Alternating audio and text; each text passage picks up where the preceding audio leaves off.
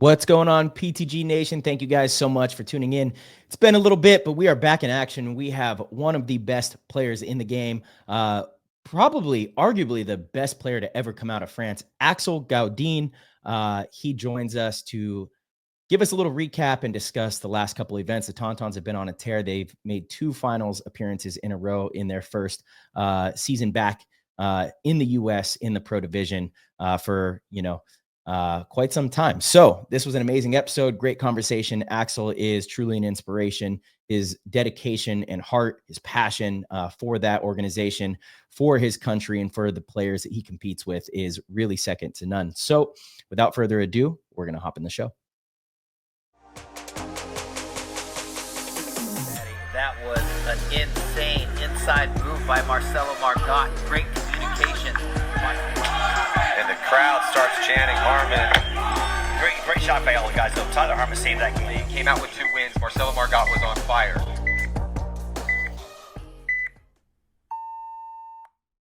What's up, everybody? PTG Nation. We miss you. We love you. We hope you're doing great out there. It has been a fun ride, and we have none other than the legend himself from France.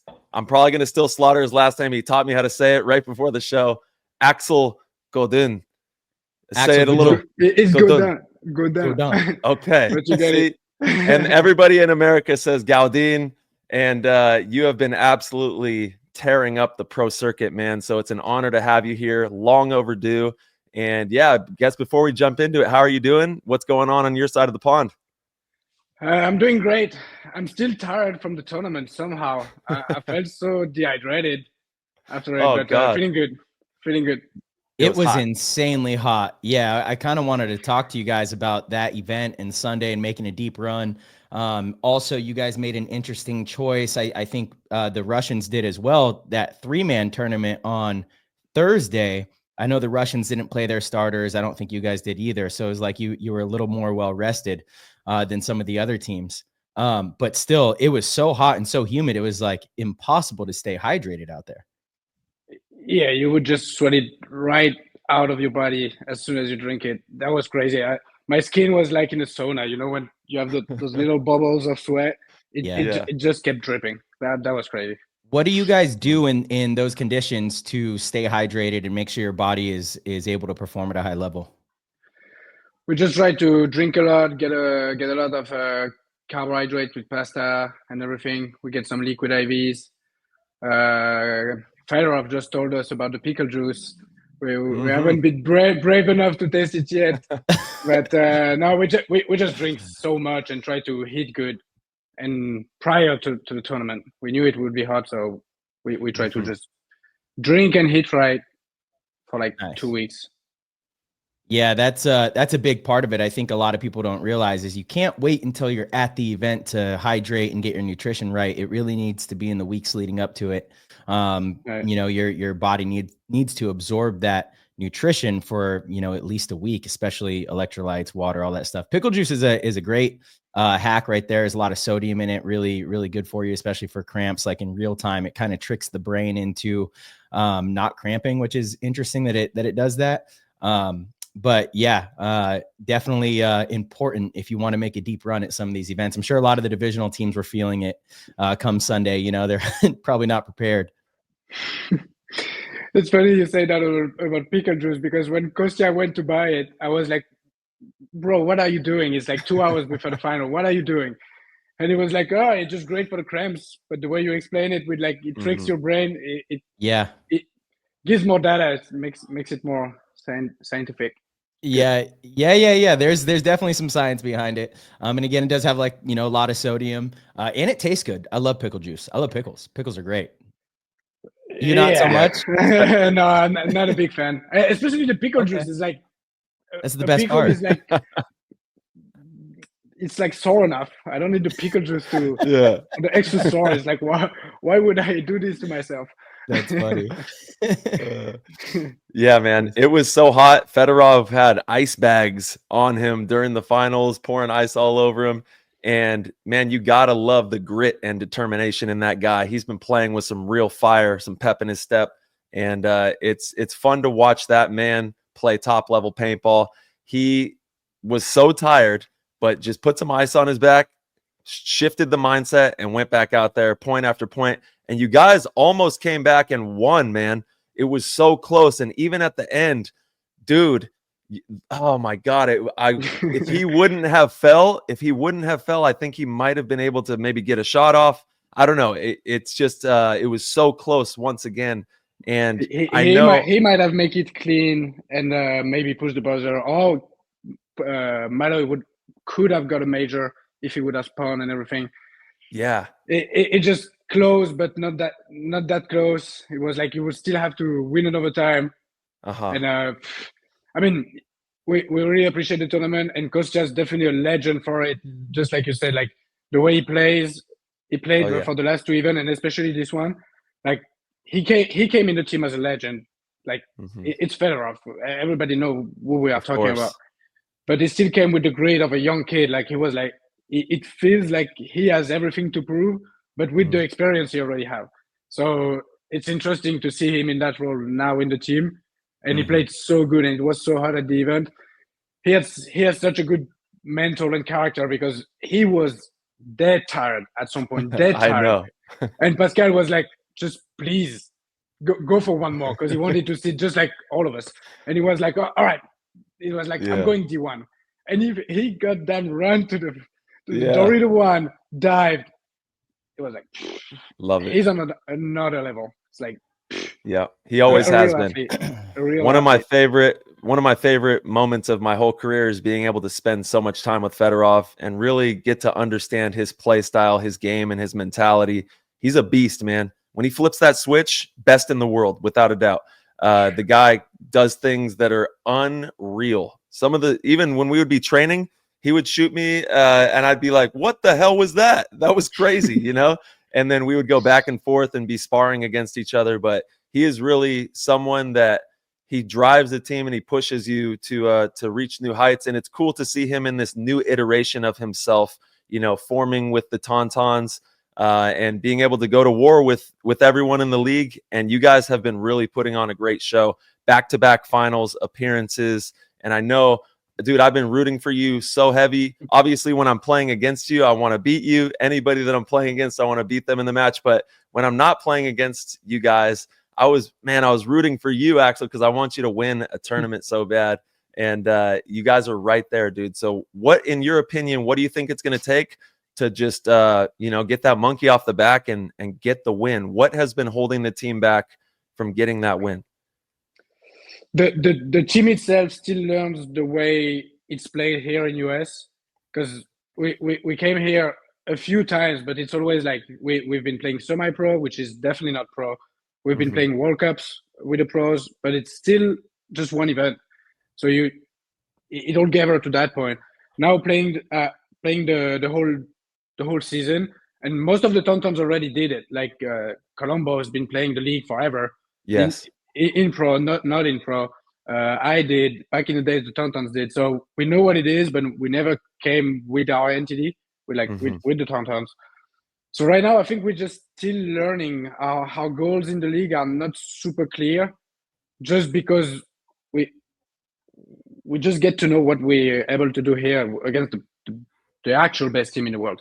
So we're happy with the road we had. We had a very bad first event. We had a great second event, a great third event. And right now we don't think it's luck. We just feel like we are accommodating to the level that is over there. I think it will be hard, super hard, and harder in the next event to get to the final, because there's some team we didn't play. It always depends on the bracket, how you guys play the field, your performance on the day, my performance on the day. So it just feels good to be here. Very good, very happy to have those results. And right now we're just so focused on the next event and thinking of like, what's the new work we need to do? What's the new aspect of our game that we never worked on, because we only played Europe and US just a few times in the world. It just involves so much more information to work on. So we just want to keep it going. We want to keep the grit we're having, and I think we work in the right way, because we question like ourselves mostly at practice, and not like losing a gunfight. Oh, it's practice. I'll do my mistake at practice.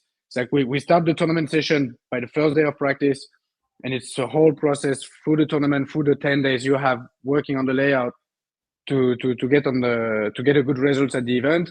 It's been working fine for us, I would say. I don't feel like we got lucky at any point with a call or whatever. So it feels good. I still feel like we can do better. I've done so many mistakes during the tournament. Colombo did. I mean, we all did. The team did. So it's like, if we can fix these things, I think we can get it. We can get it. Axel, I mean, look, getting to the finals or winning one event, people can maybe say it's luck. For the real competitors, they understand how difficult it is to advance through Sunday. It's not luck, but you guys did it 2 events in a row. It's definitely not luck. You guys have a lot of, like you said, experienced players, experienced coaching staff, a lot of players that have been there and been at the top of the game for a very long time. It is a matter of really just putting it together. And something that I think, if you're a competitive player, or I think even a lot of the pros, like Tyler said, once they're out of the tournament, they are rooting for you, Axel, because you have stayed so loyal to the TonTons and to your country for so long. And it's so apparent how badly you want to win in the US with the TonTons, which has never been done.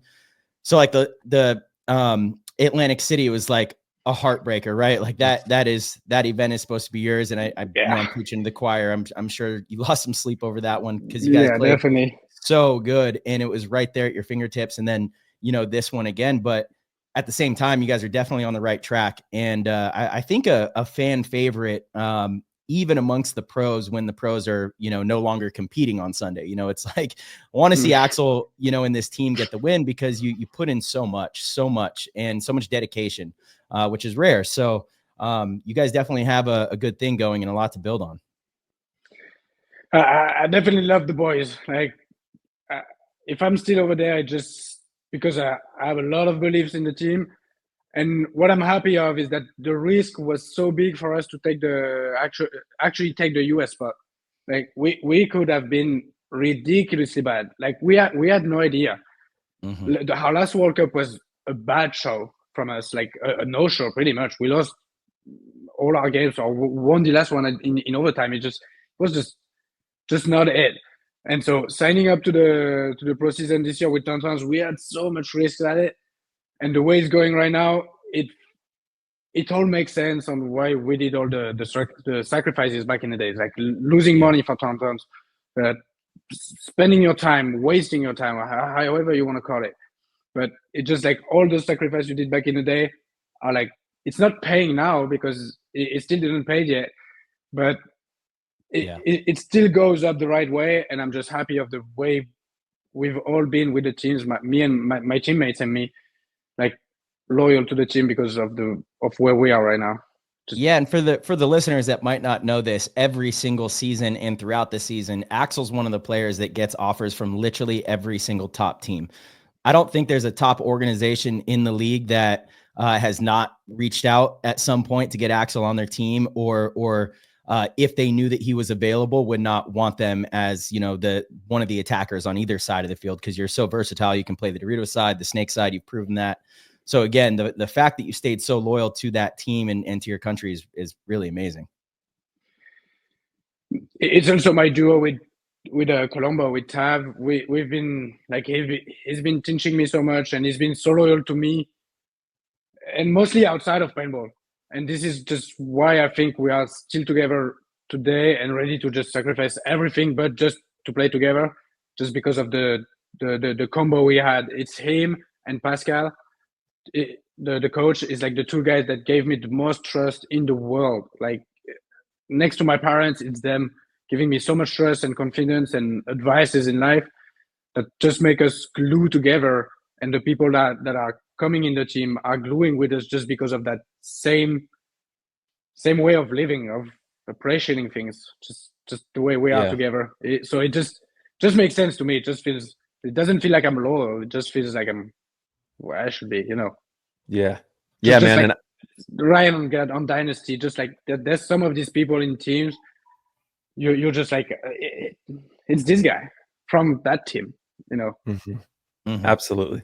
Yeah, I wouldn't change much. You guys are looking really strong, honestly. And, there's something to be said about the amount of passion and care that you give to your organization, to the people around you, it does show. It obviously is showing, right?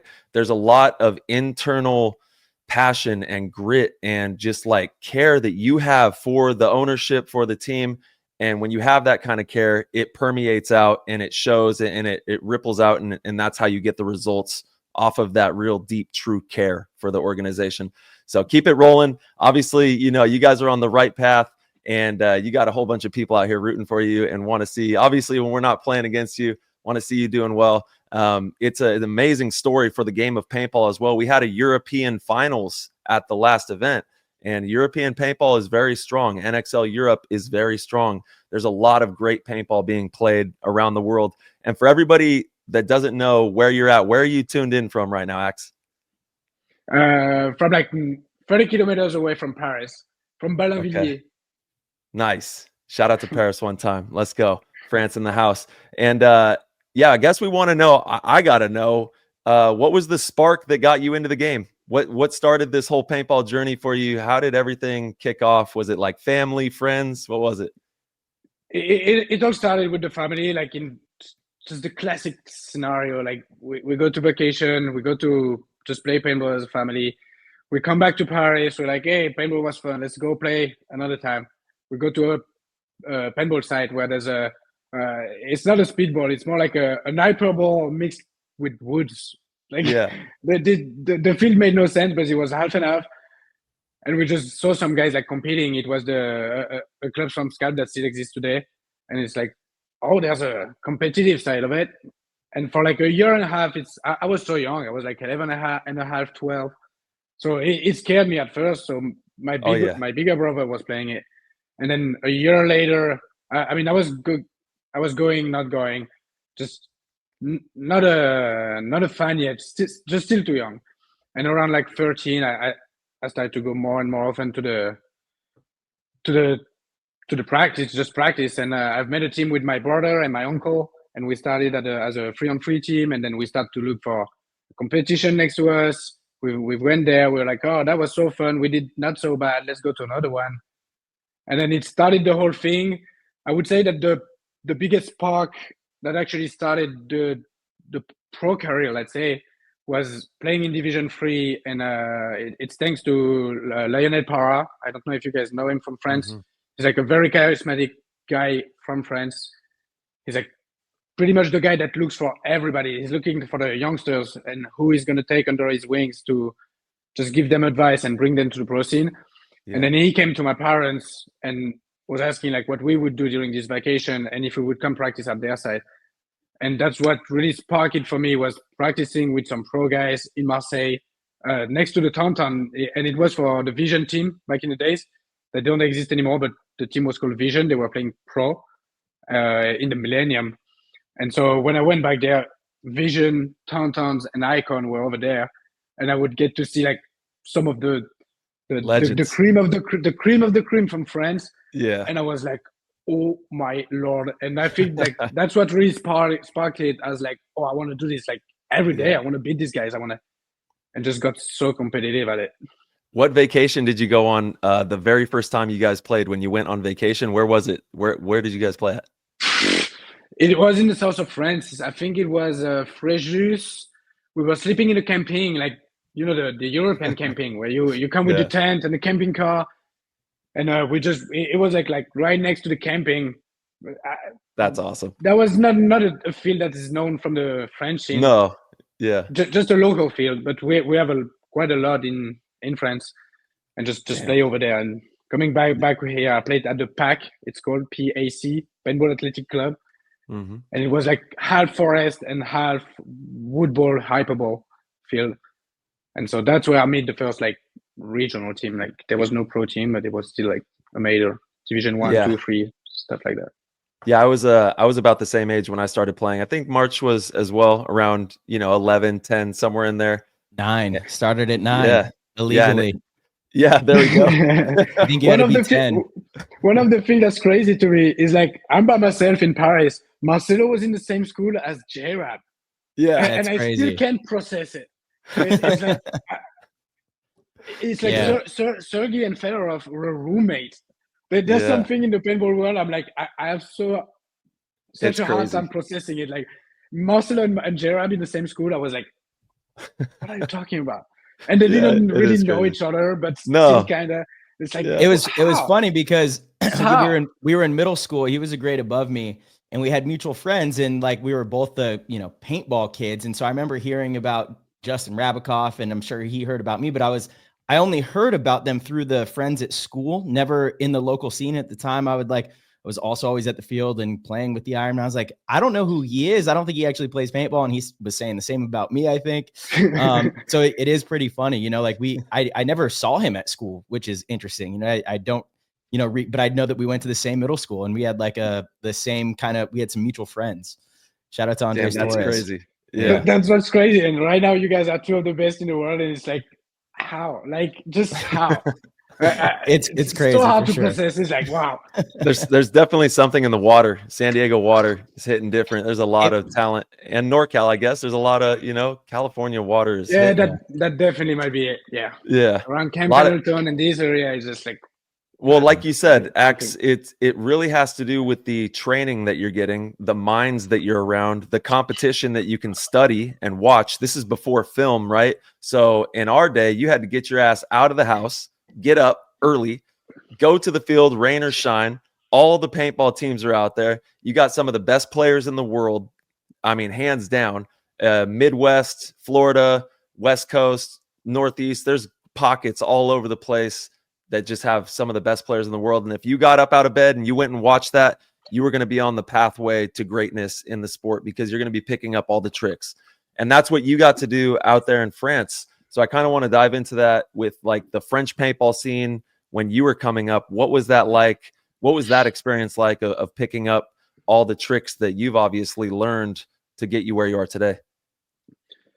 When I got started and actually got into like playing paintball casually, like every weekend, pretty much, the paintball scene was doing great in Europe. We still had the Americans team, which was great. We miss it. Yeah. And See, there it is. Yeah, I want to talk to you about that too as well. Let's speak about it. Yeah. And but the French scene was great because we had like, I think 4 or 5 teams. We had Icon, Vision, TonTons, Dagnier, and maybe Carnage at the same time. So it was like 5 French teams out of 16 or 20. I can't remember it. But we had a lot of presence in the league. So the whole paintball, the French paintball scene was doing so good. We had the Elite League, which is like the pro national league where the French team meets, and we still have like 16 as well. It's some other pro teams. So when I got started, it was pretty established already. The TonTons was the best team. Icon were the contenders. Vision and Dagnier were the like kind of contending to contend with the contenders, like half of the boards, like and the half bottom. So it was really established. And when I got to move to Marseille, I just realized that it was Hardmaker in France of paintball, just like you guys would have Camp Pendleton, Texas. There's some particular field like Capital Edge where history has been written for paintball. You know what I mean? Just like where things happened back in the days. Yeah. So when I got to move to Marseille, I really was like, oh, this is it. This is where I want to be, like in Marseille. So pretty much every weekend for like 16 years, 17 years now, I'm taking the train. It's like 3 hours from Paris to Marseille, just for the weekend, just to practice with the guys and enjoy it over there. Plus, it's more sunny than Paris, so it's great. Yeah. And you stay down there, so you take the train and stay down there for the weekend and then take the train back. Yeah, exactly. That's exactly. Yeah, I stay at Tavares' house pretty much every weekend.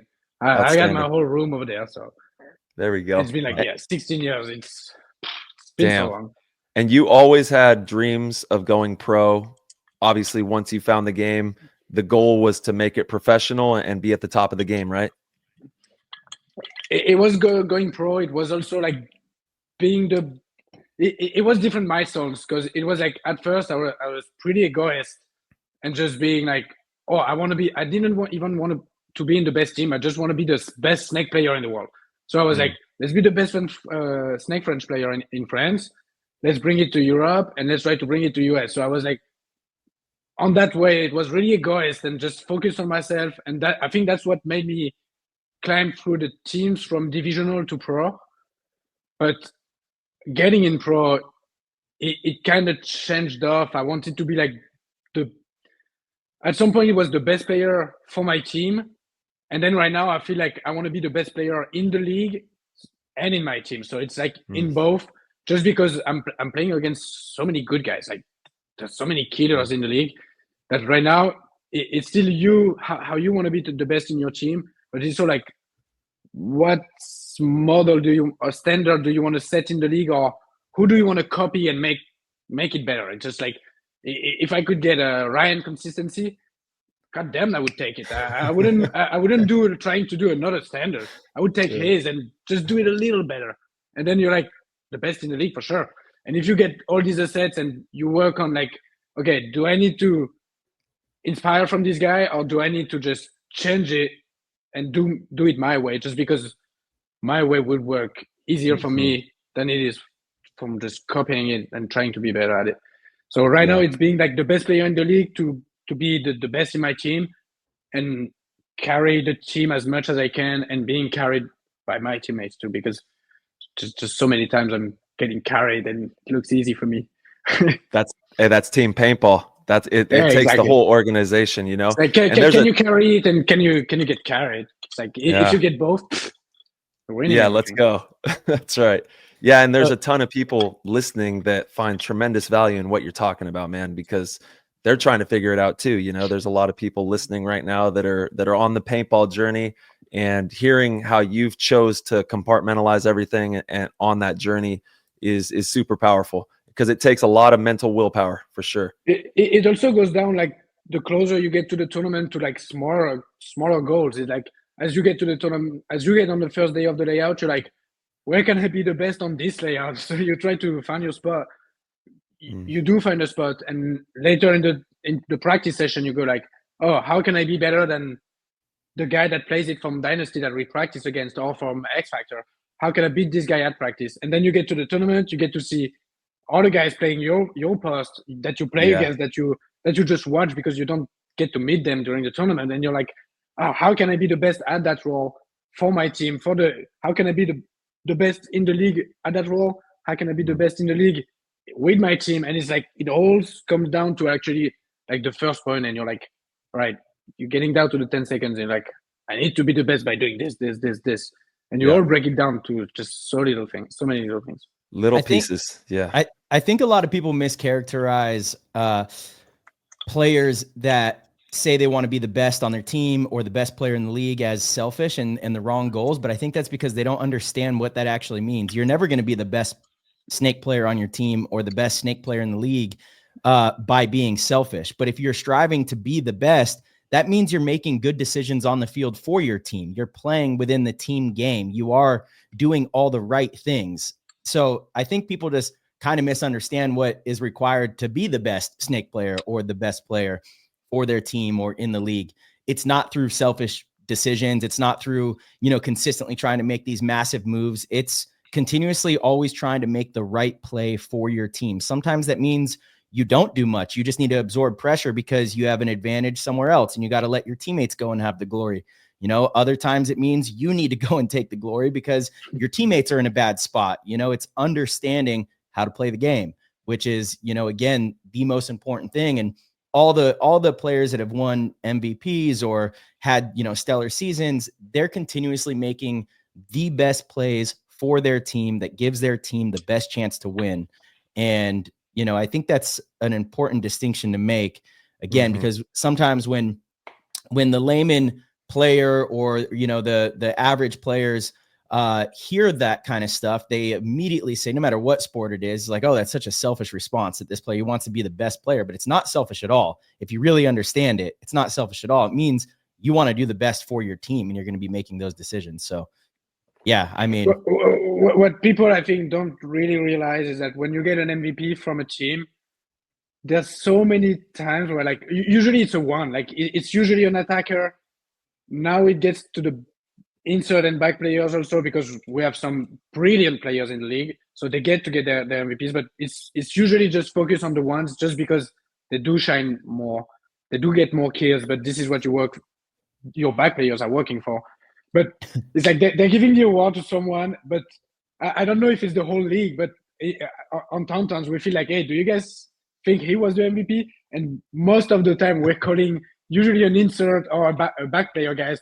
But like Marcelo just shot all the runners every single point. So your one just had nobody to play against the whole tournament, and so you're like, he's the MVP. He just executed great after that, and so it's like the MVP's award and even being the MVP for your team, it's great. Don't get it wrong, it's great, but it's always the results of the whole team and everyone's work. Of course. And usually it's someone's work even more than yours. You were just here to shine and collect the kills, but someone did a job for you that just put you in this situation. So yeah, that's humble, man. Yeah, but, I love but that. there's very rarely a steal from the MVP too. It's like every time the guy is awarded, it's like it's not a steal. Like and usually just the whole team, and you're like, but he did this, he did that, he did what's more worthy. Of course, is you do get to the kills, but if someone is on a job and never let someone a team got out of the pocket, let's say, because especially this tournament, everyone was playing pocket Dorito side. The guy that is in the back center and never let the guy field out, I'm telling you, he's the MVP of the tournament. Just because it would make your snake side play so free. And there was so much data you didn't need to take account of just because that the guy was contained. This guy was the MVP. So I feel like Tav could have been the MVP in the back center. Mishka, so these guys. For sure. Axel, speaking of that, let's talk about limited paint, because I know there's conversation in the league about going to 4 pods in the US as well for the pros. That would eliminate the ability to do a job like that, which is a very important role. What do you think about that? What do you like more? Obviously, you've won plenty of tournaments over in Europe where they play 4 pods. What's your opinion? I love the 4 pods. Like we used to play 2 pods, which was definitely not enough. I think 4 pods is great because the points are too long with unlimited paint. They're just too long and too many options to do with just shooting your gun forever. People are going on the field with like 12 pods. It's like more than a cases of paint on their back. It's like you can just cancel something of happening during the tournament just because you got paint. So playing with 4 pods, what I do really like is that you go straight from like the early game, the like minute 30, that goes through the breakout, through like getting both teams set down. Okay, it's a 5-on-5, it's a 5-on-4. That's first move. So that minute 30, and then you get straight to like the late game. There's no middle game where teams are just shooting bounce shot, shooting like controlling zones and everything. So you go straight to like the late game, which to me is like people are still laning, but it's less supported. I'm not sure how you say it. It's less maintained. People stop shooting bounce shot. Now they just shoot a burst in the bounce, but they're not like hammering the bounce shot for like a pod, 2 pods. So I do really like the 4 pod just because of that. It kind of kills the bounce shot effect. It kind of kills the intense laning. You get to like slow it down, and it creates some opportunity for the ones to just come and battle you. But you still get to that tense moment of the late game as well. It's not like it's a minute 30 and then there's no paint and everybody's just like, it just feels like you go straight to the late intense game where everybody's just thinking about the next move, because if they're low on paint, you are low on paint too. It's not like you get 10 cases and they get limited paint. So you also have to deal with your paint. As a 1, it's easy. As a 2 and a 3rd, I know it's hard. Like, so I like it. I like it though. I actually prefer the 4 pods as well. I hate having to walk out with 7, 8 pods on my back. I honestly hate it, because that means that you just have to sit there and do a boring job. It's like I would rather see the point develop and start making the closing moves of a game. What you're talking about, kind of the late game. That's the fun part of paintball, sitting there and just shooting a lane. It makes it, I think it would make it a little easier on Jason too, because right now with unlimited paint, you really have to set up the fields in a way to where there's not a cross shot that nobody can put somebody in. and that person could sit there with 8, 9, 10 pods and just shoot a gap. It would make it easier in that sense to not accidentally release layouts that end up being very slow. I mean, we had a 1-0 game on Friday at this event. It was like some of the most low scoring. Shout out to this guy right here. Yeah. Even after that point, I was like, God, that was just too much. What was it? Like, 12 minutes? that was crazy. Yeah. I was like, yo, it this was is boring wild. to look at. I went and ordered a Coke. It was like, Yeah. So exactly. watching That's what we're getting at is we exactly. have a lot of people watching this. We got to make this thing go pop and move, And the thing is that it was not only you. If it's just you, that would have made it an interesting game. Just because, like, what's going on in this game that they're playing like that? Is it the right way or the wrong way? But the whole league was playing so slow. Energy Elite went like on 10-minute points. Everybody did pretty much. I will say, like so many teams. Like, I like watching the slower points because they're usually really methodical, and it actually makes that moment that much bigger because the stakes are a little higher. If somebody makes a mistake, it's that much more detrimental to their team. But this event boring to watch. I was like frustrated watching the webcast, just like, again, another slow point, like nothing's really happening. You kind of understood the meta of the field already. And it was like, okay, well, who's going to run out of paint first? Because that's what it was. It was like, basically, I know those are conversations, we had, and probably a lot of teams had, is like, you just have to shoot the lanes and the moves will be there after a couple minutes. Once people get a little lower on paint, then the moves are there. So just be patient for, through the first couple minutes, and then let's start attacking. And so that's not incredibly fun to watch. I will say, I don't know for you guys, but because we have unlimited paint at practice, we're looking for some of the randomest bounce shot. And the bouncer are working from like, there's some crazy angles. You would be like shooting this way on the temple, and it would be just flying back up to like the snake side. It's like, why are we doing this? It's like, what we haven't done this yet, but the next advancement of bounce shots is off of 2 bunkers. So you go off one into double another bounce. You know which one I was thinking of? Is like shooting close, like being able to control the way it would just go up and down. It was like, but let's just get rid of it. One, we could make a surface. Like they could make a spiky surface. You stick it. I like bounce shots. To be clear, I do like bounce shots. I do like bounce shots because they are skillful. They're actually skillful. Yes. But when you get to shoot like 2 pods at it or look for the most random bounce shot just to do a zone control. And so, this is what's the worst, I think, is that some of the bounce shots now have become zone control, especially like for Tampa, the first event. You couldn't get to the snake. Right. You couldn't play the tape. You couldn't walk down, next to the corner. You couldn't walk everywhere. You could just look inside just because someone was shooting a bounce shot. So it was like, and I think that would be solved with the 4 pods. But I do like I think that it's going to be really cool to see whether it's 4 pods, 5 pods, 6 pods. I think anywhere between 4 and 6 right there is like, I think 5 might even be the magic number there. But if we could still highlight these amazing shots, because there are going to be moments in the game where you can hit this crazy bounce shot, even if you shoot maybe 20 paintballs at it, get a confirmed kill. Those things, that's a sick highlight reel. If a player is studying the field that well. Yeah, but I think you're right. Having it to where you're just chainsawing through 3, 4, 5 pods on these cuts and these lanes, for a viewer, it's not entertaining. And at the end of the day, we got to make sure, like we've tirelessly said, that we package the product properly and get the viewer entertained. That's the only way our sport's going to take off and really catch steam. We got to make sure it's exciting to watch. And I think and it doesn't have to be for everybody, obviously, but the pro, I think at the highest level, let's experiment with the 4 or 5 pod, whatever it is. And let's see what it does, to the game. It's going to be cool to see the mind games that happen with the low paint situations as well. I'm sure everybody saw Scott Stewart one ball off the ground. I was like, yo, what is happening out here? This guy signed a deal. He signed a deal with, I don't know what he signed. He signed a deal, dude.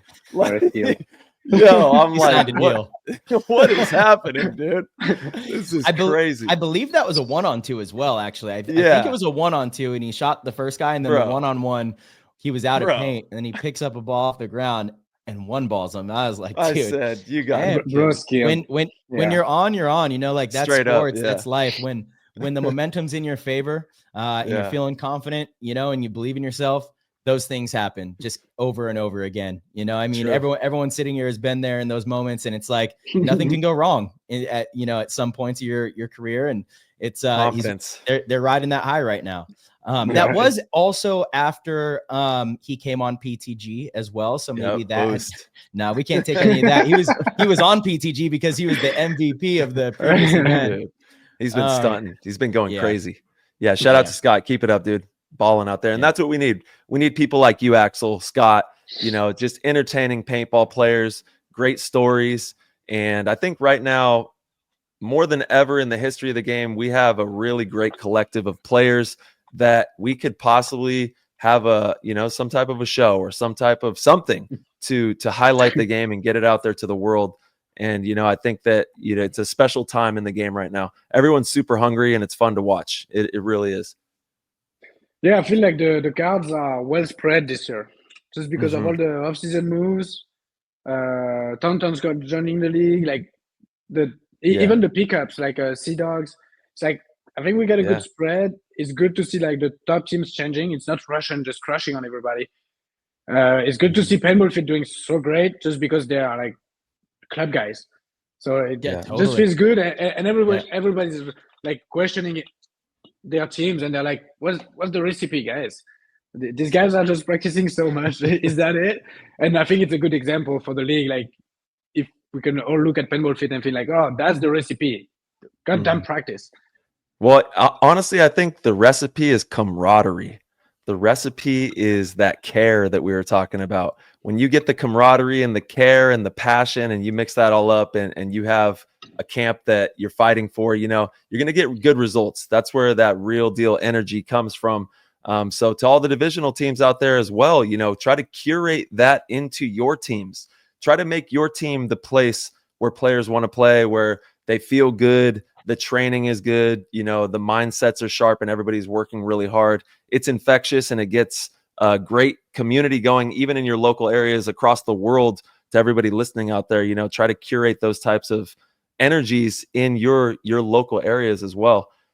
Hey, Ax, I want to talk to you about, these big games, obviously high pressure situations, playing at the top of the game. Are there any like mental preps or maybe things that you do, superstitions, getting ready for these big moments or going into a tournament?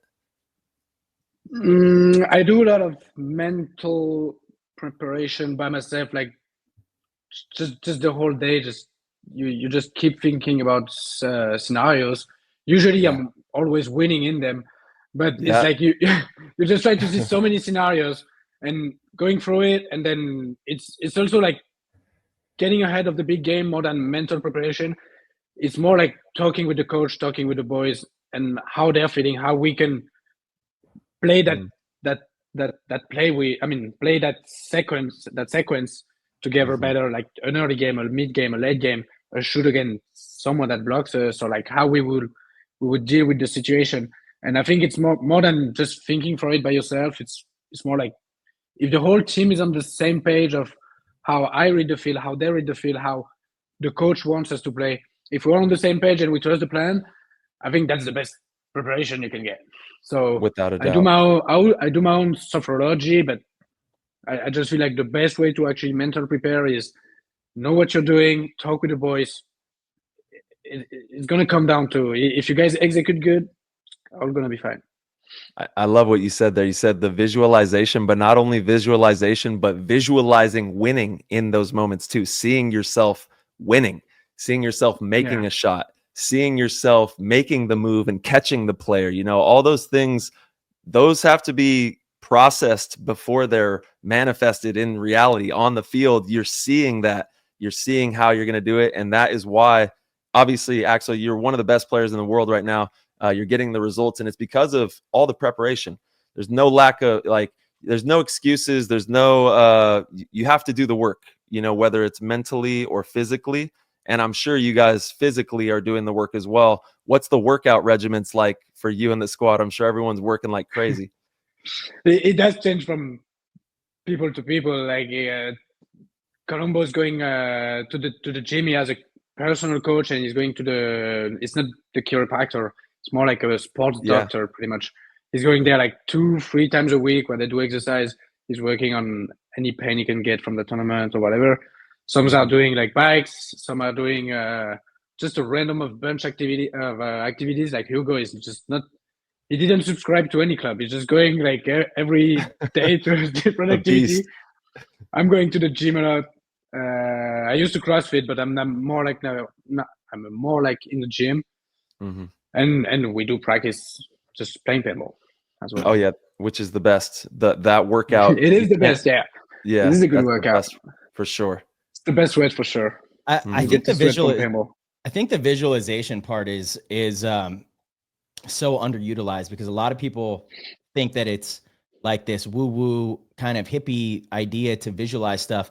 But I mean, there's a reason that fighter pilots and astronauts and these really high performing individuals in very stressful situations, it's mandatory that they do these exercises together. For fighter pilots, like it's called chair flying, where they literally sit down and they are like going. It looks crazy. Yeah. And they're like practicing the movements. There's no instruments in front of them, but they're visualizing it in their head, and they're communicating with each other, and they're performing and practicing exactly how they're going to be flying and what's going to, to me, that is so powerful that these are the practices that individuals like that also do, because the science is there, the data is there to support how important it is to do that. And then when you're presented with the situation, you've already done it mentally so many times, it's kind of second nature rather than seeing it for your first time. So, I mean, I try to do it as much as I can with paintball. And I definitely notice when I don't do it, or when I don't do it as much or, rigorously as usual, you definitely notice in your performance. Back in the days when I was in school, I was following like a sport business circuit. So I was in school, and we used to have like it's not a theater class, but kind of. And one day it was like 9 a.m. We go to the room, and he's like, you guys lay down. We're going to have like a moment of listening to our bodies, blah, blah, blah. I was like, what the hell is this? It's 9 a.m. I've been on the train for like an hour 30 to come to your class, and we're doing this. And then so the whole thing was pretty much sophrology. So he started to have us like, it's not an hypnose, but just trying to have us relaxing and everything. Just like lay your arm down, lay your stomach down, slow down, blah, blah, blah. So he does us that speech. And then when he gets to the end, he's like, and in the end, I was into it. Like I was super relaxed, super heavy, like in the ground, super heavy and super relaxed. And he was like, all right, so right now we will try to implement something in your brain, like a good memory, a goal that you have, or something. And so he was like, you will start, don't think about nothing, just start pinching your index and your thumb together. And so you start doing it. And then it's like, now stop doing it, think about something. You think about something, and then after it makes you click it after that. And the scene I have from it was, I was like, I don't know, 15, 16, 17 maybe. And it was just me falling on my knees on a paintball tournament, and just the crowd going crazy. And I was like, yeah, just like I want it. And still today, like when I click it, I still see it. Damn. So wow. It's like kind of I'm a permanist. So I do feel that mentally preparing before the points, before the tournaments, like just being in your bed and thinking about the point, just like you said, like seeing you just doing that shot with the perfect technique, the perfect timing. I think it talks later. Like it talks into your body. Welcome to PTG World, the ultimate paintball community where the game never stops and the vibes are always elite. Inside our Discord chat, you'll find nonstop action in rooms like the Players Chat, Gear Talk, PB Fashion, News, the Media Gang channel, and the exclusive Guest Questions channel, where you get to ask our weekly podcast guests anything you want to be answered live on the PTG show. But it does not stop there. We also host monthly GOAT Squad live hangouts for our GOAT tier members, packed with giveaways, laughs, and nonstop behind-the-scenes shenanigans. It is a full hour of community fire with the most amazing people who are locked in every day for the love of the game. Whether you're a weekend warrior or a seasoned pro, PTG World is your front row seat to the pulse of paintball. Click the orange Patreon link at ptgpodcast.com and join the party. Once again, that is ptgpodcast.com. Click the orange link and we will see you in the chat. It does. Absolutely. I do agree. Powerful. It's as important to me as the actual physical training. It really is. It's as important. It's equal. It's all these things. have to come together to perform at a very high level. And that's one of the components that is equally as important as any of the other segments, whether it's doing your gunfighting drills or walking the field or whatever it is. It's one of those components that is absolutely massive. Without a doubt. Yeah, and Axe, I know the TonTons, such an iconic name in paintball, not just paintball, European paintball, and now globally, just a huge name in the sport and has been for quite some time. So what does it mean to you to represent the squad and wear that orange jersey? It just means the world to me. Like it's the team that brings life to all my professional goals, sports goals, life goals.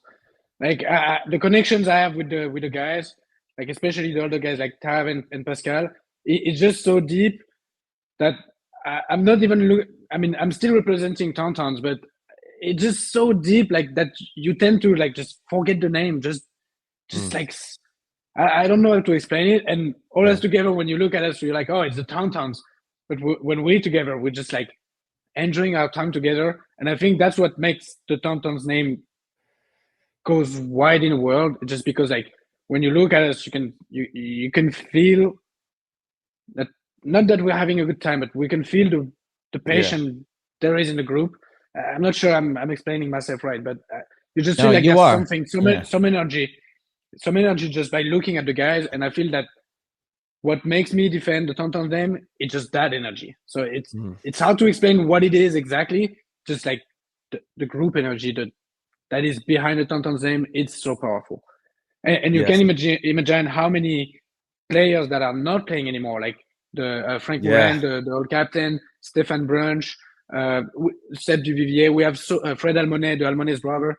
We got so many messages during the tournament, after the tournament. It comes from the whole world to you, and it's all the TonTons just still rooting all together for our goals. And they understand that the goals change from like 1992 to now, but still is the same guys. Like Frank Morin had a good saying, is like they were coming to the European tournament. They were like, we just try to maintain our spot in pro.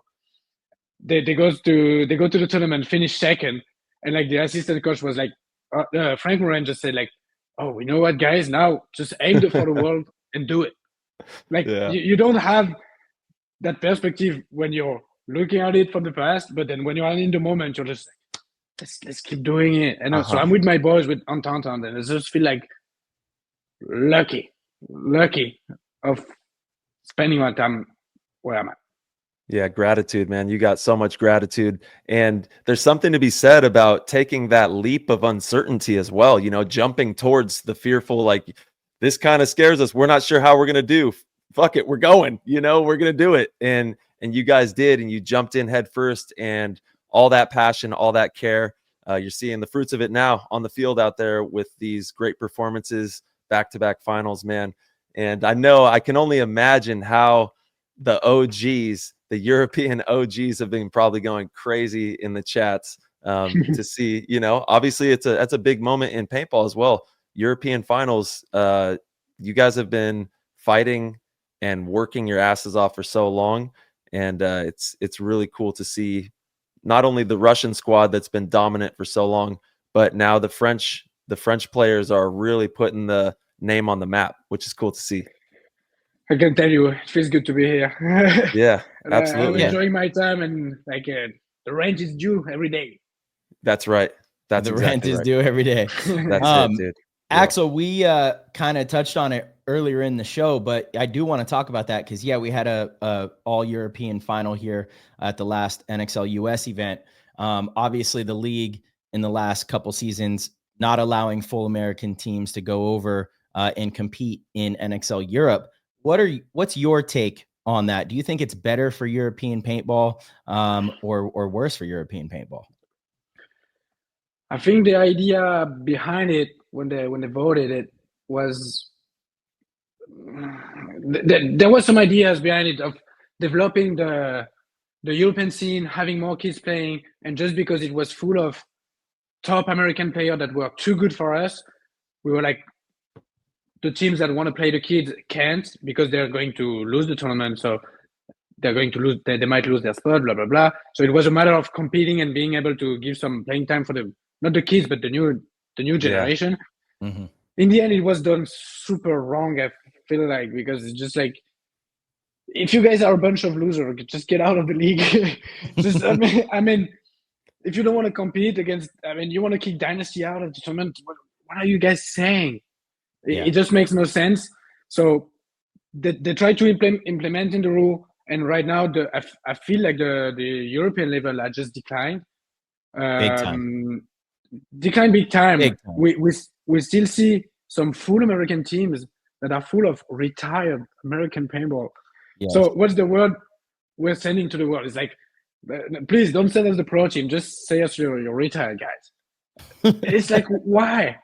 Why are we doing this to ourselves? So I was talking about LVL that was not playing the pro circuit anymore. So it's like they're allowed to do it, and it just feels bad for the European League. And right now, I think the worst thing that happened for the European League is that TonTons escaped from it. Mm-hmm. And we had a call from Breakout and even from all the league. The whole league is worried about like what's going on, because the actual results is the escape of talents. We first lost Nick Ripple to Hurricanes. Yep. He decided to stop playing for Breakout, so he just picked one side. They lost me at first when I was starting to play with the Russian and doing the US circular.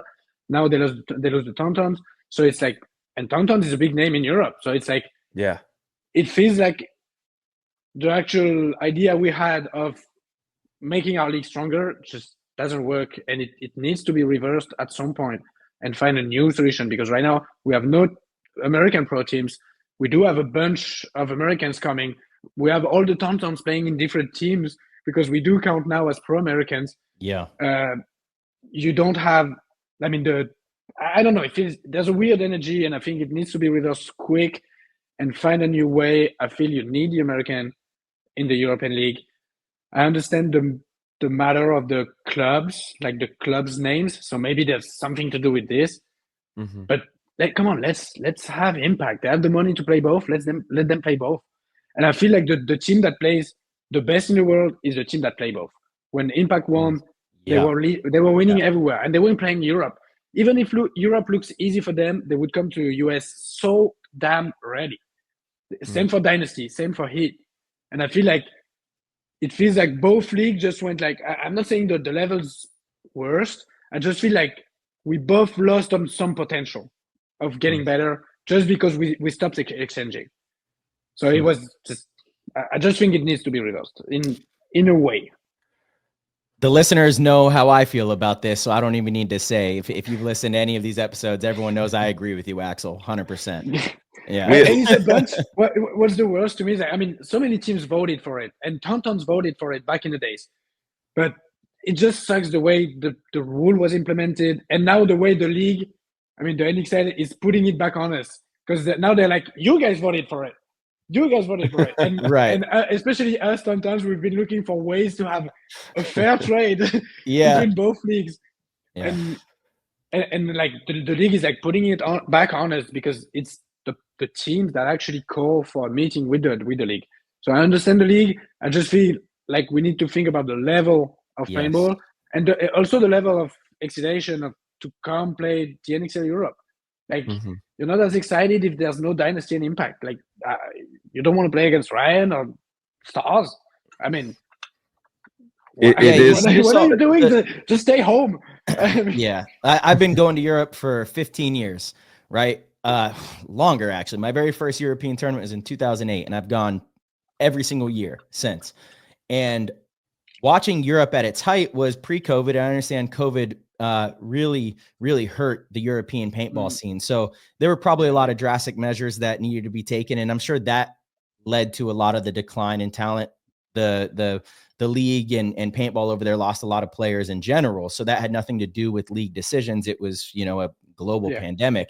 However, European paintball was at its height right before COVID. It was massive. It's like all the events were big. The European teams even had teams like Carnage, which they would beat Impact. They would beat Heat. They were coming along. You had these teams. And that might be enough to spark, interest and motivation for the next 2 years. You're like, hey, we can do this. We beat Impact in the prelims. That's one of the best teams in the world. Like, let's stay on this path. Let's be motivated and keep building. And I believe wholeheartedly that the league's decision was in the best interest of the sport. Like, they thought that was going to be better for European paintball. And maybe in some cases it has, but as far as the talent level, the skill level, and where the league is now, it's hard to look at it and say that it's helping, so I would hope that it would. And, go ahead. You can tell it didn't work just because it's the same. Like, if you take the ranking from back in the days and now, the ranking is still the same. If you look at the squads, there's no young kid who came up in the league during those 5-6 years. So you can tell the results didn't work. No new kids, same results. Totally. Yeah. What I said is, like, you just take the top. Now it's the TonTons that are dominating, or last year was Scalp. It's like, so you still have the bottom half of the league is still showing up saying we have no chance because we have to play the TonTons and Scalp. It's the same thing. They're just not US teams. And furthermore, actually, I think it was so much more exciting. And, you're a European player, Axel, so you're the perfect person to ask. But I think it was so much more exciting. This is a conversation I have with Tom Cole a lot, is when you had all of Impact, all of Heat, most of Dynasty, you have these players that are the superstars in the United States, where paintball is the biggest. It's the biggest stage. And they come over and they're competing in the Pro Division in Europe. It seems like that's an exciting thing for everybody in attendance at the event in Europe. Like, I believe that the divisional players are excited to show up and meet Ryan Greenspan, meet Tyler Harmon.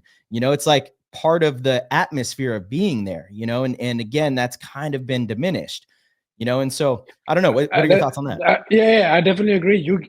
Especially, not you guys, to pointing at you too. You guys are 2 stars, but like, even the US league, not everybody, so many people are stars. The team names, the players, it always bring an energy to Europe. And so it feels like, just because they look at you more on, like, they would look at the shows way more. You guys are doing podcasts. You guys are actually entertaining the paintball scene. Well, in Europe, we don't really have anybody doing it. And right now in Europe, no one's taking that role of, like, being an ambassador. Got to give a shout out to the Lucky 15s boys. They started a podcast. Nice. Oh, what's it called? I think it might just be Lucky 15s, but they do have a podcast out there, which is good. The Luckies. Yeah, it is. I think it is something like that. I forgot what it is. Sorry, guys. And you're right, Axel. It's so important, to have the community members engaging more people to get them involved and get them excited for paintball. Yeah. And so people would come to the event to see Marcelo, to see Ryan, to see Tyler, to see the stars. And it's also like the big dogs coming to the league. So there's something that people don't want to talk about, but they want to see the big dog fail. So sure. They're like, that's why it's exciting to have Impact coming. You want to see them fail about a classic European team. We know you guys are talking shit back in US. So we're like, if we can beat these guys, they won't talk that much now, huh? I think everyone's talking shit. That's just how it goes. It's the big money teams. It's the big dogs coming. So you want to beat them. So that's what is exciting as well. So it was like normal for them to win, but such a star moment if you would beat them, and you would be like, see USA. That's entertainment, right? There's some entertainment value there. I think even if maybe there was a rule implemented where you could bring over 5 or 6 players from your team to a squad, but you can only play 2 at a time, or maybe it's like half the team is built around that, but you have to integrate it all. I don't know. because I will say the European people seem to be very happy that they're not getting run over by the big dogs. You know what I mean?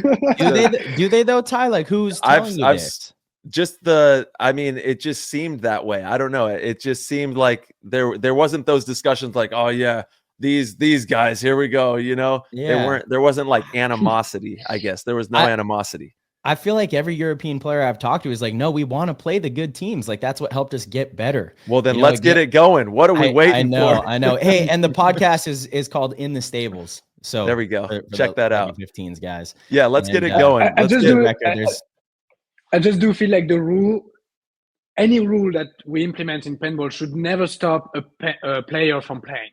Because the problem right now is that it stops American players to play paintball in Europe, in US, in Europe. Sorry, it stops European players to play in US because they have to choose if they lose, they leave their team, or you should be able to play. The rule should be you should be able to play everywhere. Yeah. And there's some limit, there's some rules, Dang. there's some All right. time stuff, but free the play. Free the exactly. play. Free the players. Just implement a rule where you don't stop the player from playing. Yeah, I'm with it. Axe. Yeah, let's play paintball, Because man. Let's all play Free the paintball. pros. It prejudice for US players and Europe players. It was like on both ways. We were locked by the rules. Only 20 Americans could come maximum. I miss it So so that's much. another- Dude. I just miss the journeys with the friends, and it's just so much fun. I mean, Exactly, that's also like part of, again, we don't get paid millions of dollars, period. Yeah. So like you don't have the allure of a lavish lifestyle being a professional paintball player. So if you're a young up and coming player in the US, you have to just really love the game, period, which should be enough, right? But the reality is you also want to know what kind of benefits you're going to get if you dedicate your entire life and make all these sacrifices to forego other careers or whatever it might be to be the best paintball player in the world. Well, guess what? Going to Europe and traveling internationally was a big part of that. Being able to have those experiences, being able to meet people of all walks of life, different backgrounds, different whatever, and assimilate and be friends with people from every corner of the globe, and be able to travel and see and experience foods and whatever it might be. It was such an alluring part of being a professional paintball player, and probably the most fulfilling part of being a professional paintball player for myself. And we're limiting that. And Axel, to your point, which is also an important point, the rule going both ways totally sucks, because now Europe loses the TonTons, because you want to compete in the US, and it's like, that's not good. So exactly, yeah. I think we made a good case. Hopefully they listen to this. They probably won't, but it's okay. I've had these discussions with Tom a lot. He's very passionate about his decision there. And again, he sees things, differently. And he has probably more data to support whatever decision it is he's making. There's also a business side. There's also like totally a television side. There's like a media side. There's so many aspects. I'm just thinking of myself as a player and as a team. Me too. It's purely egoist. But I understand why they're not coming back, why they're not changing it. I mean, there's some points for them. It's just like, come on, Tom. Come on. Free the pros. Free the pros. Yeah, just free us. Hashtag free the pros. Dude, that's funny. All right, let's switch gears here. Off field, like when you're not playing paintball, when you got some free time, what are you passionate about? What are you doing out there? I like the basic Working. thing. I do work every day. I work for my mom's company. We have a debt collection company. There we go. So it's actually super interesting. So I work for her. So it's like a 9-to-5 job. Yeah. And the rest of the time I just enjoy spending it with my boys and at the gym. I actually really enjoy the gym. I like taking care of myself and just like growing for myself and try to just be successful in my professional life, health life, and sports life. So just a basic life, nothing extraordinary. Well, there's a lot of work. I mean, what you just listed off takes a lot of effort as well, and being focused. And that's why, you've continued it takes my be... whole focus. So it is enough for me. And I don't have to, I don't want to romanticize it. It's just like, I go to work for my mom and I try to like help her with the company. I go to work out and I enjoy it a lot. And I spend time with the boys. Yeah. I take care of myself. So it just classic life. I just want to be the best fucking player or keep me in a tournament. Yeah, the paintball life. That's it. And that's what it takes to be focused and reach the top, man. You got to have it. And it has to be, not super strict, but you have to have a flow and a cadence and a rhythm to your lifestyle to reach those new levels, and putting your health, obviously health is wealth.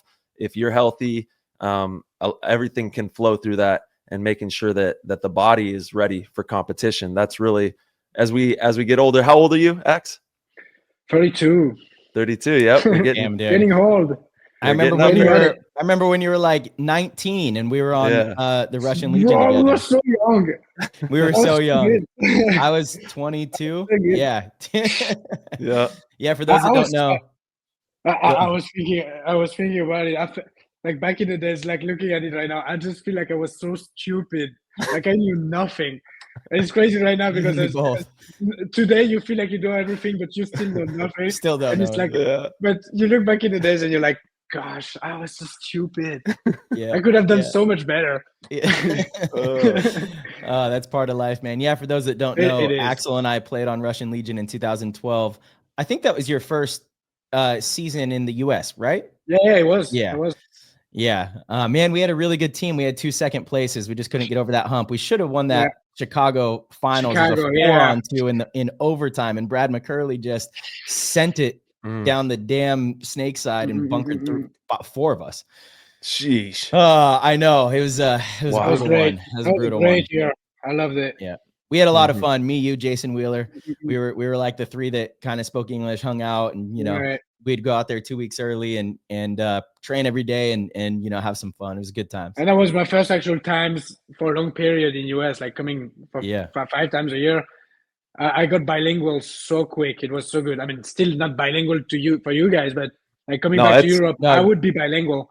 Like I could speak with every European. So I was like, oh. And it's such an asset. I'm telling you, it's just like talking English is just so good. And in the matter of 10 days or two events, I feel like I was bilingual. So that was like, yeah. Yeah, no, your English is great. Such a good year. Yeah. Ax, before we get into we have some questions we want to dive into with the community. They're really excited that you're on the show. And I just want to know, for obviously you've built a legacy in this game. What is something that you want to leave the game with, an idea or I don't know, a sentence that would be written in the history books of the game that would be assimilated with you and what you want to leave the game when you're done with it? It's up to find one. I feel like it just like have grit, because it just englobes so many things. And if you have grit, it just feels like you will do everything right for yourself and for the other people, just because the grit involves you and your environment. So I don't know. I feel like this is what like directs me for all these years for like 16, 17 years now. Just being gritty, like being able to just question myself all the time and just want some more. I just don't want to be like better than Marcelo or better than you. I want to be like, when you aim for perfection and you can win a tournament and still feel like, I did a mistake here. Like that aim for perfection, just give me a daily focus that I enjoy, like being driven by an idea. And it's not an idea of perfection. It's more like an idea of pursuing something. I just feel like my brain never feels empty. It just feels like I'm thinking about it. I'm thinking about it in the back of my head. And that's why I enjoy the most about paintball. Is like, it's still somewhere in the back of your mind. And I just keep on thinking about it. I don't know why. If you see me in real life, you like every 30 minutes, you can see me like happening. It's like tapping his fingers. It's just random. I'm in the street and I'm like gunning and not even thinking about it. So I feel like just have that grit, just because it involves everything, and if it gives you a sense of pursuing a goal. And I think if you pursue a goal, you will just enjoy daily, just because it makes every day just gives you way. It's easier like that. Yeah. Instead of thinking about the regrets you could have, or the past, just thinking about like, all right, still go on and find a way to do this better, find a way to beat these guys, find a way to do that perfectly, find a way for the next event to be the best snake player, the best D-side player. It's all those little goals, and gives me a way. That's powerful, man. Axel, I have to ask this question. Forgive me if I was, if I was being asked this as a player, I'd be frustrated, but definitely have to, because a lot of people have been talking about it. But over the last couple seasons, I mean, I had to coach against you all last year in Europe. watch you play, compete against you in the US. And to me, like, especially last year, it was like you and Malloy were, in my opinion, the two best gunfighters in the league. Like, I watched you go head to head with Malloy multiple times, and just like, I was like, Axel's shot is unbelievable right now. However, we've had some bad luck, I would say, in some one-on-ones recently, you know, dating back to the last event. And I think it's been like 3 or 4 one-on-ones in a row. What do you think is leading to that? Is it a mental thing? How do you approach that moving forward? You know, as an athlete, how do you just kind of, you know, move on from that? I just take it the way it came to me. Like, I came on the field, like, I wanted to win it so bad. I'm playing my game. It's paintball. You take a ball. Just, it can be techniques. It can be like you didn't read it right. It was that there's so many excuses or reasons or whatever. It just like gave me a head check of like, okay, this is where you're at. You've been in the final of the Pro League. You couldn't win the one-on-one. So right now, and it happened to me, like, even during that event, I lost a few one-on-ones during the points that were crucial or not crucial. But I'm like, all right, there's a weakness right now in my one-on-ones, and it's not like I gotta change everything. It's more like realizing it and just like work on it at practice, play some one-on-ones, just get in that situation more often, and then you will see what happens for the next one. I don't think I lacked technique when I got shot by Stewart. I don't think I lacked timing. I knew where he was. What happened was like he rushed at me, and instead of looking outside thinking he would slow down and come back in, I was looking like at the inside. He went straight at the outside. He's paintball. He shot me with the first ball. I was like, I get it. I get what happened. Could I have dodged it? I don't think so. Could I have read it otherwise? Yes, I could have shoot outside, and maybe we trade. Maybe I shoot the guy. Maybe I pre-shot better. There's so many options to do it better, but now it's done. So I just feel like give me another one-on-one, and we'll see how I do. Mm-hmm. I love it. Yeah. Again, Axel, I know that's a frustrating question as a player. But you know, these are moments that a lot of people encounter, right? Especially young players that are coming up through the game. If they have some failures in big moments, it can kind of be like I've coached a lot of kids that have so much potential, and they might have an event where they really let the team down in overtime on Sunday, and they can't get that out of their head. And it takes them months to be able to come out and perform the way they used to. You know, so again, that's kind of the core of why I asked, right? Because again, you're a consummate professional, so I knew you would have a great answer like you did. But those moments are really important. You said it perfectly. It's what can I take from that? What can I learn? And then how do I next time give me another one? I want another one. I want another one-on-one. Yeah, exactly. Give me one more. And if I lose that one, I want another one after that. You know, like exactly. And that is, I mean, man, if I don't have enough limbs, toes, fingernails, hairs on my head to be able to count all the mistakes that I've made and all the times that I've lost my team the tournament, you know, but people do forget that as long as you continue to persevere, right? They remember your successes more than your failures. But if you quit and give up and walk away or stay in that funk, that's what they remember.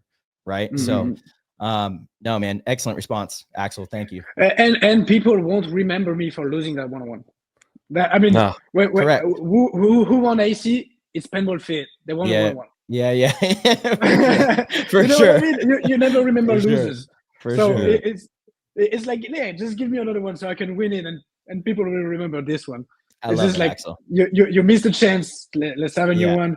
It did, like, I had some nightmares of it. It just like, it's not a nightmare of like you shouldn't have done it. It's more like you stepped into the ring. Let me prove again. Yeah. I mean, the amount of gumption it takes to even step into that ring. You know what I mean? To be like, yeah, that's me. Let me go out there. I'm gonna handle this. It's funny because I felt really different with Impact and X Factor when the one-on-one came in. I was way more scared than with the TonTons. Like I felt like when I came back to the pit on TonTons, I was like, all right, I'm playing it. Just give me fun. Yeah. And it's your team. And Tav and Fedorov could have been the other two guys playing it. And so Tav immediately jumped on it. I was like, all right, bro, you got it, blah, blah, blah. But after the game, we were like, the coach went to me and he was like, bro, that was ballsy. Like, I didn't know. Maybe we had a talk before. But you came in so hot in the pit. And I don't know, it felt like just natural. And I had no fear at all to take that one-on-one. I love it. on TonTons. Well, and So it maybe speaks it's more to experience, maybe it's just because it's TonTon, but that was a that's your weird squad, feeling. man. Thinking about it after, I was like, oh, I was not a damn little scared about it. I love Send that. it. And it speaks to what you were saying earlier about having a gritty mentality, being present in the moment. It is really difficult to stay in the moment. A lot of us get swept away with things that are happening in the past or things that are coming in the future. And it's hard to stay focused and present in the moment. And I myself suffer with thinking about the past, thinking about the present, and have to really work hard to stay in the moment, be gritty, and just keep doing the things that I know I have to do in order to be the best that I could possibly be. But you're never going to be the best by running away from situations. So I love what you said about, let's run it again. Let's run it again, because I'm going to prove my point. I'm going to show you what I'm made of. And that's what it takes to be a champion all the way. Absolutely, brother. Love it, Axel. Well, with that, I say we get into some guest questions here. The Discord showed out. Shout out to everybody in the PTG Discord. Thank you guys for rocking with us. We'll lead it off here with our boy Breathe. He goes, "Hey, Axel, where is your favorite place in the world to play? And can you share a fun memory from there?"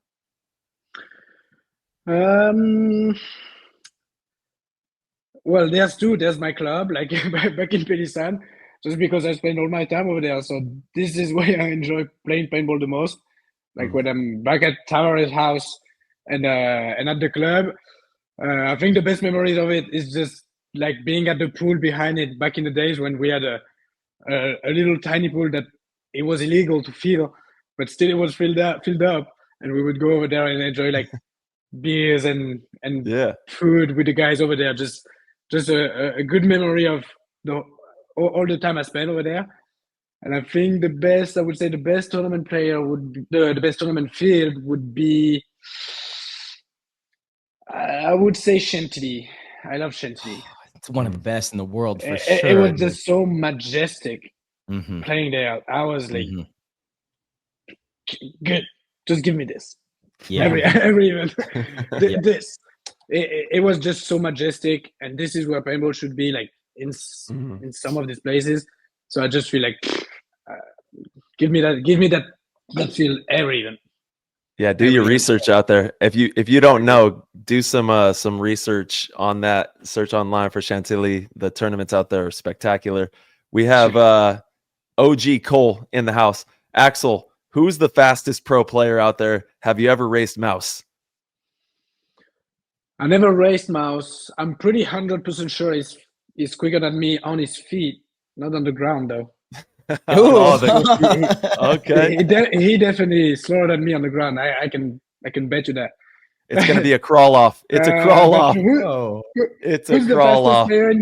Who's the fastest player on the league on his feet? There's some quick ones. We got some quick players out there. I think it's Keith. Or did Mouse ever lost against a paintball player?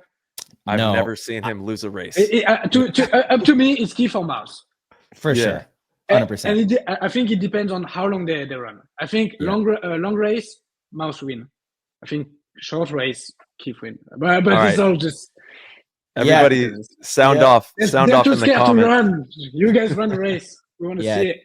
We got to see that. Two insane athletes and three yourself as well, Axel. Yeah. Keith is built like a tank. Keith is ridiculous quick right now. When we played them in Atlantic City, the very first point, he went to the snake on the break and I was shooting for it. And I literally remember in my head during the point, as it happened, I said, what the fuck was that? Like he was so fast. It was kind of crazy. And I've definitely felt that way about Mouse before too. It takes you a point or two to adjust to that speed. You're shooting for something against all these other teams, and then you see you're like, oh no, I gotta shoot this cut. Or you just switch lane and you're just like, all right, I'll shoot the two guy. 100%. 100%. You go on, I'll shoot your bad guy. Yeah, exactly. Yeah, I love it. That's great. Sound off, everybody. Sound off in the comments. Who's the quickest players? I know there's some other quick players out there. Let's see what we got, and we got to have a crawl off. It's established. We're gonna see. We're gonna see. I think I'm beating a lot of people, but on their feet, I want to see Keith and Mouse. Give us a shot. Hilarious. I want to see. Love that. We have a fan favorite here. It's from Verbal. He wants to know what is your favorite food and where is your favorite place to eat it? My favorite food is Milanese veal and pasta on a white sauce. I want some lemon on my veal, please. Oh, damn. Okay. So it's a fried veal. The best place to have it would be at La Villadona in Marseille, so where we had some of the best. They recently changed how do you call it? Change teams. I don't know how you say it. They changed the restaurant guys. So, but back in the days, it would be the best place. So an escalope Milanese. All right, Verb. You heard it. White sauce pasta. And maybe some. What you gonna have some wine with it? No, just like it could be some red wine or just a beer. there we go. You heard it here, Verb. If we're sharing a beer, if we're not sharing. Yeah. Damn, that sounds bomb. All right, let's see. We Even got. date too. Yeah. All right, we got quite a few. Thank you everybody for tapping in the Discord. You can go to the website ptgpodcast.com, join the Patreon, and get in here. We got Brian Catania. Hey Axel, European teams such as TonTons and Red Legion have been able to achieve consistent success here in the U.S. better than any other European teams. What do you believe is the biggest determining factor that contributes to your team's success here? What could the other European teams that earn the opportunity to compete do to learn from your guys' success? I think one of the biggest parts of our success is Pascal and the way he will make the team play for him. So there's two things. So it's how the team is coachable, like the way the players are listening to everybody, just not just Pascal, but just the team to every opinions, and how we will mold this into like something together, just glue it together. So I think this is where the way the team is coachable and is able to play different meta, like a quick one, a slow one, a US one, a European one, a French one, a Malaysian one, because we've been to Malaysia. It's also a different meta. So it's like just being able to being really coachable and adapt to the meta, and just Pascal being a damn mastermind at it, and how we can use his players with the abilities we're having on the field. So I think it changed a lot when it came in on the team. So I think our success is based off Pascal, and the success of Pascal is basically made from listening to his player, asking for more, asking for mission. Actually, like it's not just you go here, you do a job. It's like being very specific in like the job he wants to give you. Like the worst you can have from Pascal is nothing. Like if he don't talk to you, you fucked up somewhere, because he's always like on your back and everything. Yeah. So I can explain everything about how he coaches, but it's like if you want a good advice if you want a good way of putting the TonTon success, it's Pascal. Let's go, Pascal. The way he coaches us. Yeah. Hey, sure. I can't let this show go on any longer without giving a shout out to your dad, because he's one of those badass dudes in the world. You know, so yeah, Oliver's the man. Same time. I was waiting until we were done with the questions, and I was like, we gotta make sure to give. Bro, it was so annoying at the tournament. Everybody asked me where he was, and I had to give them for like 200 times. I was like, leave me alone. Just text the guy. And everybody was talking to me about him, and I surely missed him. It's been forever that he haven't missed an event. So nothing bad. He will be at the next one. I will bring him. Perfect. Yeah, man.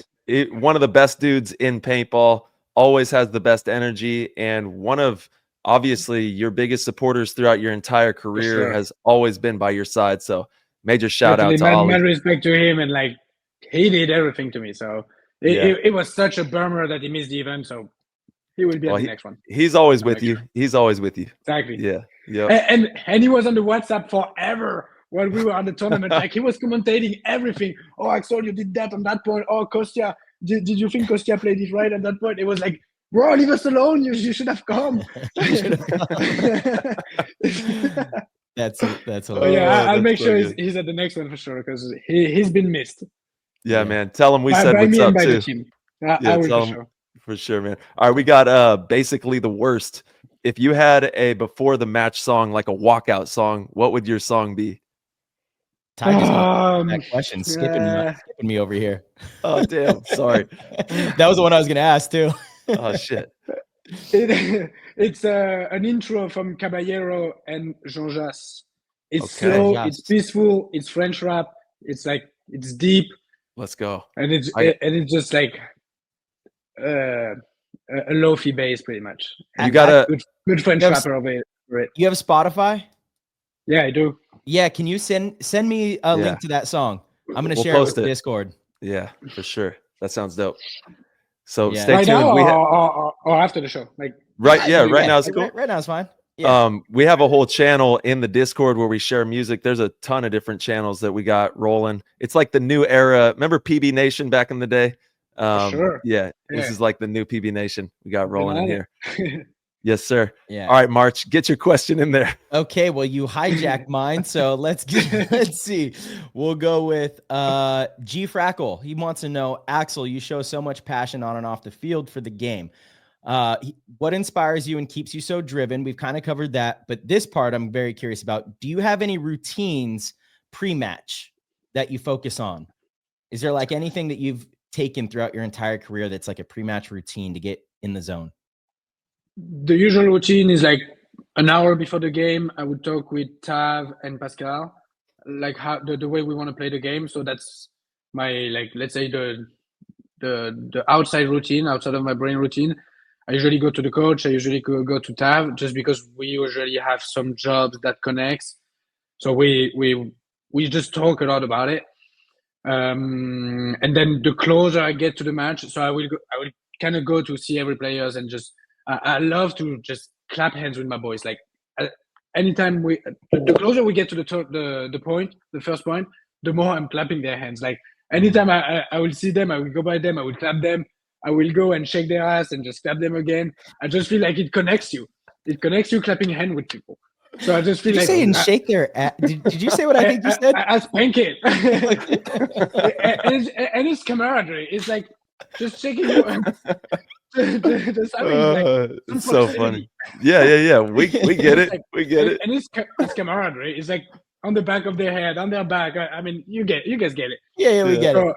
And this is my routine of like getting close to like connect with my guys, and then for like when you get to 15 minutes, 10 minutes, I would like isolate a little, just get in my brain, not physically, but just getting more quiet. Just get in my brain, just think about like, all right, I need to get to my can quick to just win my first gunfight. If I don't win it, like I have to say this. I just do a bit of visualizing, and then like when the next to 7 minutes, I start looking at the clock and I'm calling the times for everybody in the pit, like 7 minutes, 6 minutes, get to the chrono, pods are ready. I'm like, not organizing the pit, but giving awareness. Yeah, just awareness, just like having everybody like being aware of what's going on, and so we all connect together around like 3 minutes. We get to like the main points of what we want to do, and then that's it. Get into the game. That's it, man. I'm not super stressed. No, just excited to get to it. That's right. Yeah, and there's a lot of people out there who play obviously pro paintball or even just divisional paintball. Maybe they get nervous, but you got to change that nervous energy and what it really is excitement. You know, you're so damn excited to get out there into the arena and go do what we love to do. It's what we were born to do. Mm-hmm. Go out there and play some good ball. All right, we got let's see, Doc Holladray. Axel, thanks for being such an inspiration for such a long time. Which TonTon edition paintball marker is your favorite of all time? Mine is the NT10 from Die back in the days, but just because I was so young. Like, nostalgia. The gun was perfect to my playing style. We had the flag on it, like you guys know the flag I'm talking about, the TonTons flag. So we had the flag printed on it. It was blue and gold, and the gun would shoot super straight. It had a hard time shooting brittle paint, but it was shooting so straight. It was so light. That was like one of my first custom guns. So I just love the gun so much. So if there's one to have, I would have had this one. Nice. All right. So if you have one of those, send it Axel's way. Let the man live. Yes, please. Yeah, for sure. All right, Axel, my last question from the Discord is from our boy Mark Paris. he says, Axel, how much of a factor was the heat in the finals? Are there any plans to change your conditioning for Texas, which will most likely be even hotter? I'm already a bit scared about Texas. I just hope, climate change. I hope it just get better. Yeah. So For the sure. heat was super heavy in the final, and it's been just the whole day. It's been like you've been dripping and just feel like you're in the shower the whole day. So there was nothing to get better. You could get some wind from an AC or whatever. As soon as you get out of it, you're dripping of sweat. Yeah. So it was a big factor. I actually did overeat. Like the last 2 points of the final, I couldn't play anymore. Like I was dead tired, and everybody was. So Yeah. I told the coach, like, I'm good for nothing. Right? just sit me once. And so I did have to sit 1 point. What will change for the next tournament? I'm not sure actually. I do some conditioning, so it's such a special timing, because I don't think you can get ready for it. It's all the stress, the energy, it's just the moment that makes you tired. Just running after a point or defending on it's the moment. It's not actually the heat. I mean, I hope you understand what I mean. It's like, yes, it's hot, but you in the next final, in another final, I could have been like super good. I'm telling you, if we win it, I'm super good. I'm not tired. It's just like because you lose it, you feel like the pressure. I mean, you feel the weight of being tired. Just feel it more heavy. You know, especially not during the game, but just like if I had won that tournament, I wouldn't remember about how tired I would be. I was. Of course. Yeah. That's how I see it. Just like play the moment better and play the moment with maybe more calm or more. I don't know. I'm not sure. Yeah, more breathing. Definitely how you play the points matters in events like that, conserving energy throughout the weekend. It would be amazing if there were some more tents for players to kind of escape the sun. Unless you're in the pits, there's like nowhere to go when you're walking around the venue. And I noticed this in even Atlantic City. It's like, can we just get some tents behind the pro pit? So you like while you're waiting to get into the actual pit, I don't know, it'd be kind of nice. Be kind of anything nice. that's shading and some air. Yeah, exactly. Shading and some air. It's just like we don't even need air, you know, like, yeah, AC would be amazing. But if there was just a tent to block the sun, it was like significantly cooler in the shade. Maybe one day. Yeah. Well, we did have the best grass ever. Oh, dude, it was amazing. The playing conditions were awesome. The grass was awesome. The venue was beautiful. Yes. Yeah. But I feel like it should be a basic. I don't know why we still play on these grasses. Yeah, I mean, no. AC, no. Boom. I agree.